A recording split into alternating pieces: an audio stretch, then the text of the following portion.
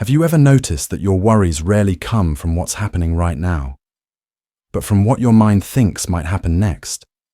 You could be sitting in a perfectly quiet room, yet inside there's a storm, 1,000 thoughts crashing, predicting, and replaying. You tell yourself it's just stress, but deep down you know your mind isn't resting, it's wrestling. We often believe peace will come once life finally calms down, when the job stabilizes, when the relationship heals, when the world feels safe again. But what if that moment never comes? What if peace isn't waiting for the world to quiet, but for you to stop fighting the noise within? Tonight, we'll explore something most people never truly realize, that your greatest battle isn't with the world outside, but with the voice inside that never stops talking. And when you learn how to meet that voice with stillness instead of fear, you'll discover a power that no chaos can touch. Lesson 1. The mind isn't always an honest mirror. There are moments in life when everything feels heavier than it truly is. The world hasn't changed, but your thoughts have. A single worry appears, and suddenly, the mind begins to paint entire stories around it. One anxious thought becomes 10, and before you realize it, your heart is racing over things that don't even exist yet. The Buddha once compared the mind to a wild monkey, restless, impulsive, and never still. It jumps from fear to fear, from doubt to doubt, convincing you that every story it tells is true. But here's the truth. Your mind is not always an honest mirror. It reflects not what is, but what it fears. It creates shadows even when there is light. Buddhism reminds us that thoughts are not facts. They are movements, temporary ripples on the surface of awareness. Just because a thought feels real doesn't mean it is. You may think, I'm not good enough, or everything is falling apart. But those are only echoes, habits your mind has rehearsed over time. Imagine the mind as the sky. Your thoughts are clouds drifting across it, some bright, some dark, some shaped by past storms. But no matter how many clouds appear, they never stain the sky. The sky does not chase them, nor does it hold them. It simply allows them to pass. And when you remember that you are the sky, vast, unchanging awareness, you stop getting lost in the clouds. The practice begins here. Observe your thoughts instead of believing them. When a fearful thought appears, don't argue with it. Notice it. When worry rises, breathe and whisper inwardly, "Ah, that's just a thought." The simple act of noticing breaks the illusion of truth. You step out of the story and into stillness. At first, the mind will resist. It will pull you back into its noise, insisting you analyze, solve, or control. But keep watching gently, like a calm witness sitting beside a river. The more you observe, the more space opens between you and your thoughts. And in that space, peace begins to return. This is the beginning of freedom. Understanding that your mind is not your master. It is a tool that sometimes forgets its place. The moment you stop letting every thought define you, you rediscover a quiet strength that no fear can touch. So tonight, when the mind begins to wander or worry, pause for a moment. Take a slow, conscious breath. Let your thoughts drift by like passing clouds. Remind yourself softly, I am the sky, and the sky is always clear. Lesson 2. Anchor yourself in the present moment. Most of what we call worry doesn't exist in reality. It lives in the imagination. The mind loves to travel into futures that haven't yet arrived, building stories out of shadows and fears that may never come true. You begin to ask, what if I fail? What if I lose everything? What if this moment never gets better? And with each question, you drift further away from the only place peace has ever existed, this very moment. Buddhism teaches that the present is not only real, it is also safe. The mind creates storms about tomorrow, but the body only breathes now. If you pause and ask yourself, am I safe in this moment? you'll often realize that you are. You're breathing. You're alive. You are here. Nothing catastrophic is happening right now. The fear belongs to an imagined future, not the truth of this moment. Peace begins when you stop predicting and start noticing. Feel your breath moving quietly in and out. Feel the ground beneath you holding your weight. Listen to the small, familiar sounds around you. Life continuing without demand or drama. This is the rhythm of now, and within it, there is a stillness that doesn't need to be earned, only remembered. Worry tries to convince you that you need to figure out the next 5 steps before you can rest. But awareness says you only need to take one mindful breath. The rest will unfold just as it always has. When you learn to live from moment to moment, your mind softens, your heart steadies, and your soul feels less crowded. The future will take care of itself, as it always does. But the present, this breath, this pause, this gentle awareness, is your true refuge. Lesson 3. Shift from controlling life to guiding yourself.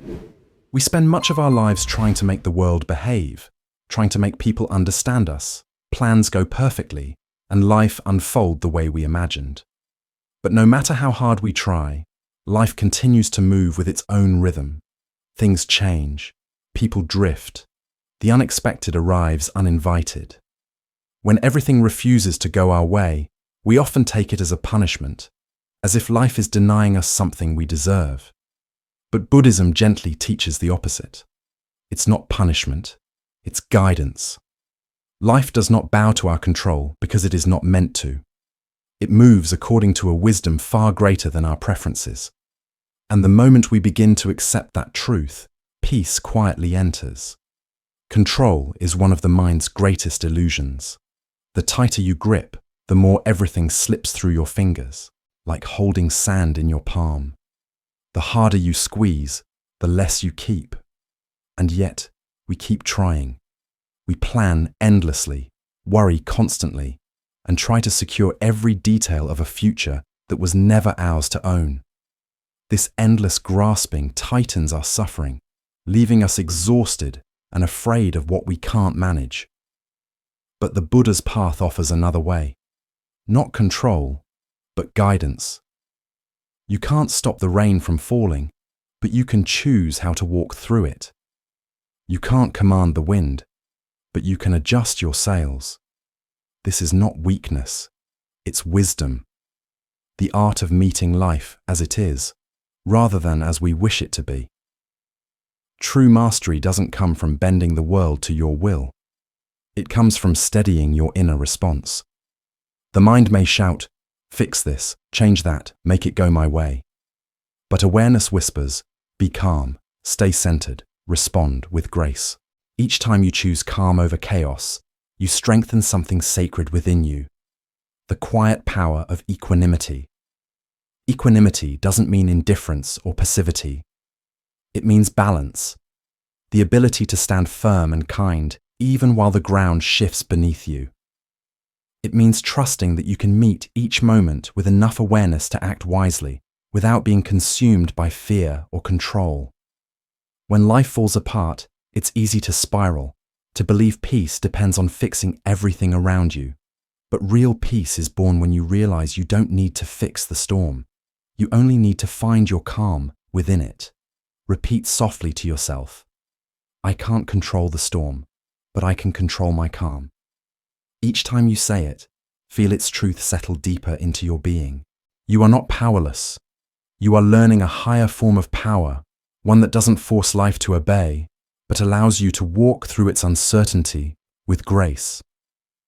In the end, control was never the goal. Presence was.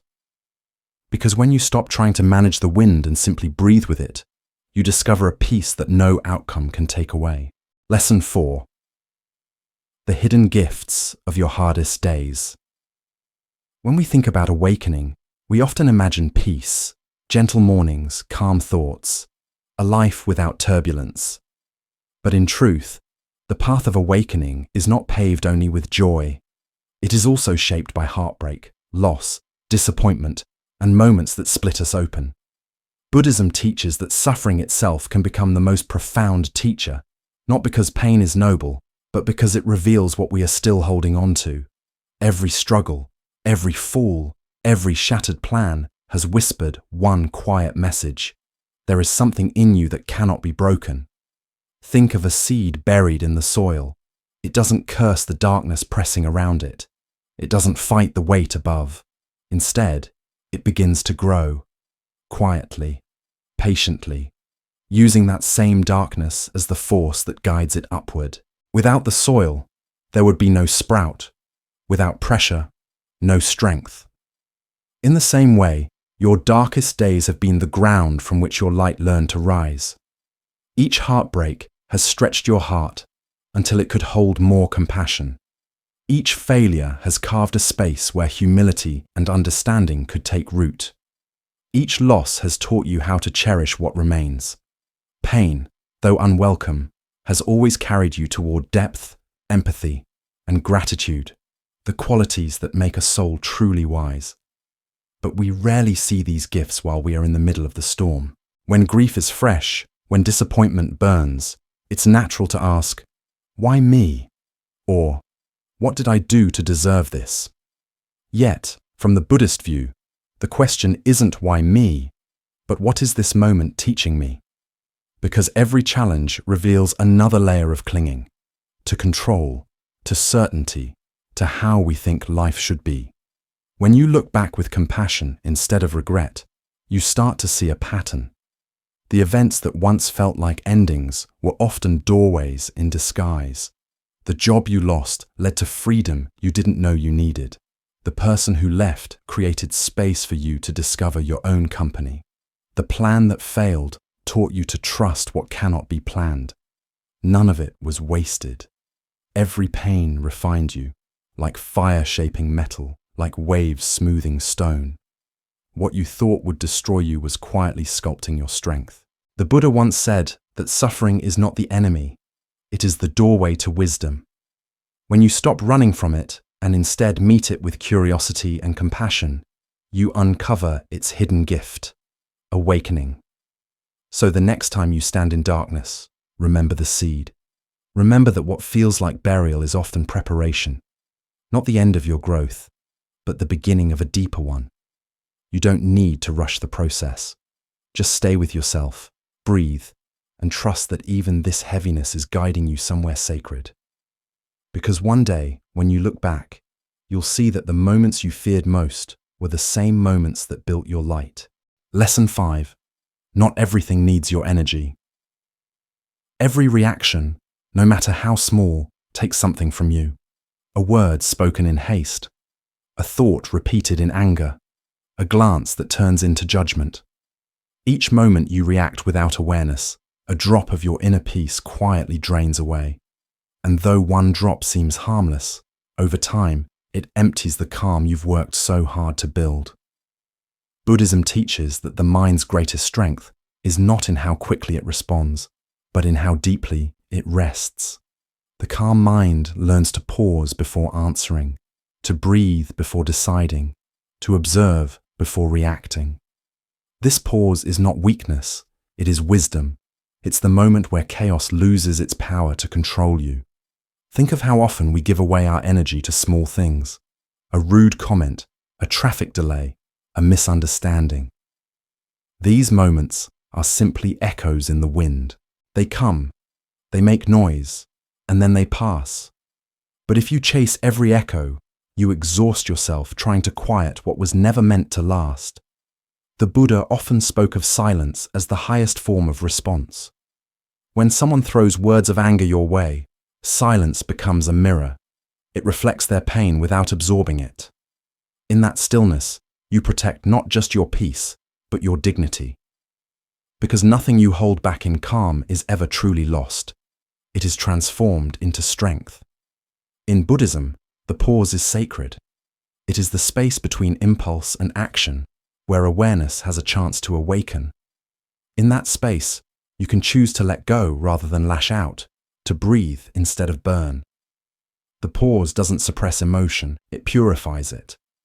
It allows your feelings to settle into clarity rather than explode into regret. Each time you resist the urge to react, you are strengthening your spiritual foundation. You're telling the universe, my peace is more valuable than being right. And that single decision changes everything. Because when the world no longer has the power to pull you into its storms, you begin to live from a deeper center, one that cannot be disturbed. So, the next time irritation rises, place a gentle hand over your heart, feel your breath moving in and out, and remind yourself, not everything deserves my energy. Some words are just wind, some problems are just passing weather. Protect your peace like something sacred, because it is. The more you honor that stillness, the more your silence begins to speak for you. It says, I choose calm. And that calm, quiet strength is what turns ordinary moments into living wisdom. Lesson 6. Transform the obstacle into the path. There are moments in life when everything seems to close in around you, when plans fall apart, when people you counted on walk away, when nothing makes sense anymore. In those moments, it's easy to believe that life is working against you. You tell yourself, this shouldn't be happening. I didn't ask for this.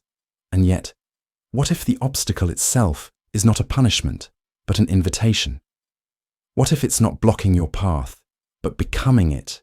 Buddhist wisdom reminds us that problems are not walls meant to stop us. They are mirrors, showing us what we still cling to, our attachments, our fears, our need to control. Each challenge reflects back something we are meant to see within ourselves. If you look closely, every difficulty reveals its true face, a teacher in disguise. When life feels like it's testing you, it is often teaching you what cannot be learned in comfort: patience, humility, surrender, and faith. These qualities grow only in the soil of uncertainty. Without resistance, they cannot root. Like a river carving its path through stone, life uses pressure to shape the strength within you. Imagine you're walking through a forest and suddenly find your path blocked by a fallen tree. You could stand there and curse it, feeling stuck and defeated. Or you could kneel, look closer, and notice that beneath its branches lies a narrow opening. You crawl through, scratched but still moving, and on the other side, you discover a new landscape, one you never would have seen if the tree hadn't fallen. The obstacle didn't end your journey, it redirected it. This is the essence of Buddhist transformation. When pain arrives, meet it with curiosity instead of resistance. Ask yourself, what is this moment trying to teach me? The question itself changes your energy. Instead of tightening around the problem, you begin to open toward understanding. That shift, from fighting the moment to learning from it, is where real growth begins. The mind often believes that peace will come only after problems disappear. But the deeper truth is that peace appears when we stop seeing problems as enemies. What if your pain isn't here to destroy you, but to awaken something that's been asleep? What if every ending is actually a reintroduction to who you truly are? In Buddhist practice, there is a beautiful phrase, turning poison into medicine. It means that suffering, when faced with awareness, becomes the very thing that heals us. The same energy that caused your worry can become your wisdom once you stop running from it. Anger can reveal what you care about most. Loneliness can show you the depth of your own heart. Fear can teach you where trust is needed. To live this way requires courage. The courage to pause instead of react, to breathe instead of resist, to look within instead of blaming the world. It's not about pretending that pain feels good. It's about allowing pain to serve a purpose. When you stop labeling your challenges as unfair, you begin to see them as sacred. Each one holds a hidden key to your awakening. Think about the moments that shaped you the most. Were they the easy ones or the ones that broke you open? It's often in our hardest seasons that we learn who we truly are. The loss that shattered you may have also stripped away illusions. The heartbreak that hurt you may have taught you compassion. The disappointment that silenced you may have deepened your humility. Life is not against you. It's guiding you, patiently, sometimes painfully, but always purposefully, to unfold what's already within. Every obstacle has a voice that whispers, "There's more of you waiting to be discovered." So, when the next challenge appears, instead of asking, "Why is this happening to me?" ask, "How can this serve my growth?" Feel the difference those two questions make. The first one keeps you trapped. The second one opens your path. Sometimes you won't see the lesson right away. Sometimes you'll simply have to trust that meaning will reveal itself later, as all things do, in their own time. The Buddha often taught that understanding ripens like fruit. You cannot force it before it's ready. Your only task is to stay present long enough for wisdom to bloom. And when it does, you'll realize something powerful. The moments you once called obstacles were actually sacred turning points, each one quietly guiding you toward awareness, acceptance, and grace. So breathe. Let life teach you in its own mysterious way. The mountain is not in your way, it is your way. The challenge is not blocking your path, it is the path. Walk it with openness, walk it with patience. And remember, every difficult moment is not here to break you, but to bring you home to the strength that has lived inside you all along. Lesson 7. Faith. The quiet medicine for fear. Fear thrives in the unknown. It grows in the dark corners of uncertainty. In the moments when you don't know what's coming next, when your plans unravel, and when life feels like a question with no answer. The mind races to fill that silence with stories. What if I fail? What if I lose everything? What if this never ends? Each what if becomes another shadow on the wall. And before long, you start believing the shadows are real. But Buddhist wisdom teaches that fear and faith are two branches growing from the same root. Uncertainty. Fear uses uncertainty to build walls. Faith uses it to open doors. Both begin in the dark, but only one chooses to trust the light. Faith in Buddhism is not about blind belief or hoping that everything will magically work out. It's a quiet trust in impermanence, the knowing that nothing, not even suffering, lasts forever. Pain rises, but it also fades. Confusion clouds your path, but clarity always returns. Even the longest night eventually gives way to dawn. To have faith is to remember this truth, especially when your heart forgets it.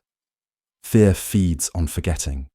Forgetting how many storms you've already survived, how many times life has broken your heart and still allowed it to heal.